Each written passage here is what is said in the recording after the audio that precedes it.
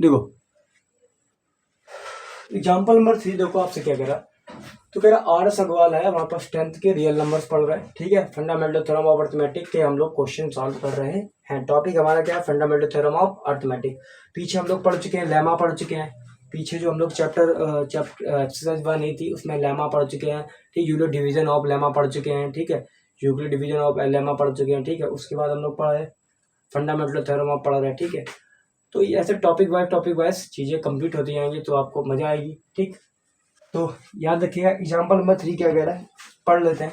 कह रहा है सो दैट, सो करिए मतलब सो मतलब दिखाइए। कह रहा है कि so that any number of the form of 6 की पावर, कह रहा है ऐसा कोई नंबर है जो क्या है 6 की पावर n के रूप में। कह रहा है where n belong to n can never end with digit of 0, क्या ये 0 पर एंड हो सकता है 6 की पावर n। देखो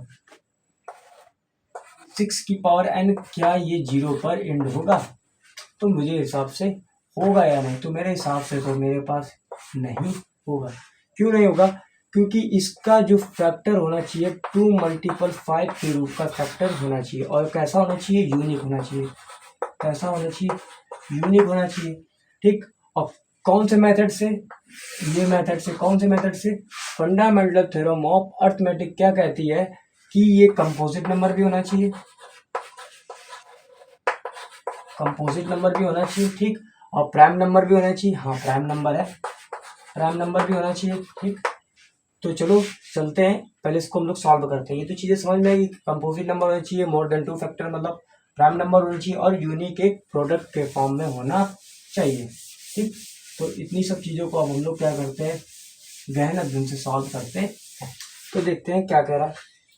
तो हमें पता है कि इफ, अगर हम मान ले इफ 6 की पावर n, 6 की पावर n, कह रहा इफ 6 की पावर n है ना एंड्स विथ 0, 6 की पावर n एंड्स विथ 0, ठीक, 0, देन इट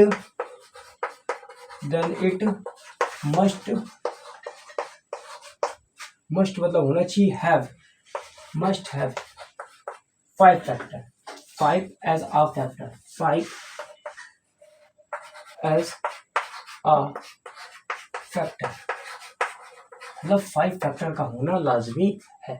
तो अब समझिए कि वो कह रहा है क्या 6 की पावर n 0 पर एंड हो सकता है, जब एंड होगा, जब इफ 6 की power n end with 0 then is must have, then must have 5 as a factor, 5 as a factor, 5 भी फैक्टर होना चाहिए, ठीक। या ये भी लिखना चाहिए कि 2,5 एज अ फैक्टर होना चाहिए, तब ज्यादा आपको अच्छे समझ में आएगा। 2,5 एज अ फैक्टर होना चाहिए। कह रहा if 6 power n end with 0 then is a must have 2,5 as a factor, क्योंकि जब 2 मल्टीपल 5 होगा तभी तो 10 आएगा, जब 10 आएगा तो लास्ट यूनिट डिजिट क्या आ रहा है आपका, यूनिट डिजिट आ रहा है 0, ठीक। तो यहाँ पर हम अपनी तरफ से भी जोड़ दे रहे हैं 2,5 एज अ फैक्टर होने चाहिए। किताब में बोला 5, 5 से जरूरी नहीं है, 3 आ गया तब 5 जरूरी, यहाँ पर 3 मल्टीपल 5, अगर हम बोल दे 15 होगा तो आपको जो 5 तो आ रहा है यहाँ पर सर, 3 मल्टीपल 5, ऐसा नहीं होना चाहिए। 2 मल्टीपल 2,5 एज अ फैक्टर होना चाहिए, क्या होना चाहिए 2,5 एज अ फैक्टर होना चाहिए, तभी हम बोलेंगे कि 6 की पावर n होना चाहिए, ठीक। लेकिन ऐसा नहीं है, लेकिन यहाँ पर आप देखोगे but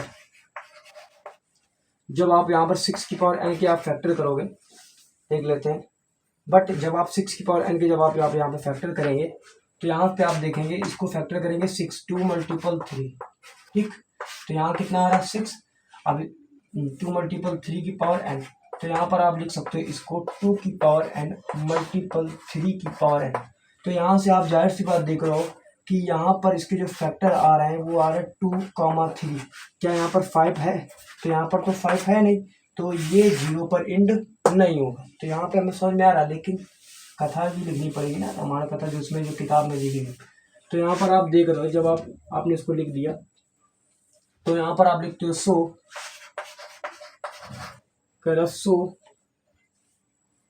that 2,3 are only 2,3 are only लिख सकते हो only factor, only prime, prime number है, प्राइम फैक्टर ऑफ 6 की पावर। ठीक, यही तो है। क्या ये बताओ हम कैसे मान लेते कि यहाँ पर 6 की पावर n जो है वो एंड्स विथ 0, कैसे हम मान लेते कि ये 0 पर समाप्त है। ठीक, तो यहाँ पर जब समाप्त होगा कि इफ 6 की power n ends with 0 then is a must have, मतलब जरूर से जरूर क्या होने चाहिए 2,5 एज अ फैक्टर, इसके फैक्टर होने चाहिए तभी ये 0 पर एंड होगा। लेकिन बट जब हमने क्या किया 6 की पावर n फैक्टर किए तो 2 मल्टीपल 3 की पावर n बराबर 2 की पावर n मल्टीपल 3 की पावर n, लेकिन so that 2,3 are only prime factor of 6 की पावर n। जब हमने 6 की पावर n के फैक्टर किए तो हमें सिर्फ 2 ही मिले फैक्टर, कितने मिले 2। अब 2 फैक्टर तो मिल रहा है लेकिन कंपोजिट नंबर में क्या होता है कि मोर देन 2 फैक्टर, तो ये मान रहा है ना, लेकिन मोर देन 2 फैक्टर आ रहा है क्योंकि इसमें आप इसको इधर पलटा के भी लिख सकते हो, 6 × 6 भी लिख सकते हो। ठीक, तो मोर देन 2 भी हो जाएंगे। तो लेकिन जब आपने यहाँ पर देखा कि 2,3 are only prime factor of 6 की पावर n आ रहा है लेकिन 5 नहीं आ रहा है ना, तो हम कैसे मान लें कि ये प्राइम, मतलब ये 0 पर एंड हो सकता है। तो वही लैंग्वेज लिखनी है इसमें। आल्सो क्या लिखोगे, आल्सो हमको पता है हमेशा से, आल्सो है ना, we know from the fundamental theorem of arithmetic that prime factor each of the unit 4 5 is a not factor of 6 की पावर। तो लिख दो आल्सो सो, है ना, फंडामेंटल थ्योरम ऑफ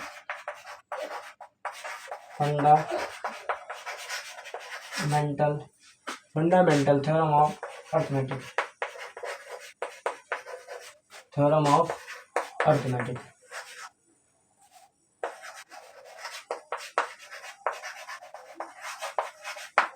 ठीक, fundamental theorem of arithmetic. So 5 is not factor of 6 की power n। ठीक, बस लिख लिया, खत्म। So 5 is not factor of 6 की पावर n, बस। तो लिख सकते हो hence never be ends with 0। तो यहाँ पर आप लिख सकते हो हेंस, अगर आपको लिखना दिए हेंस, तो हेंस में आप लिख सकते हो 6 की power n can never and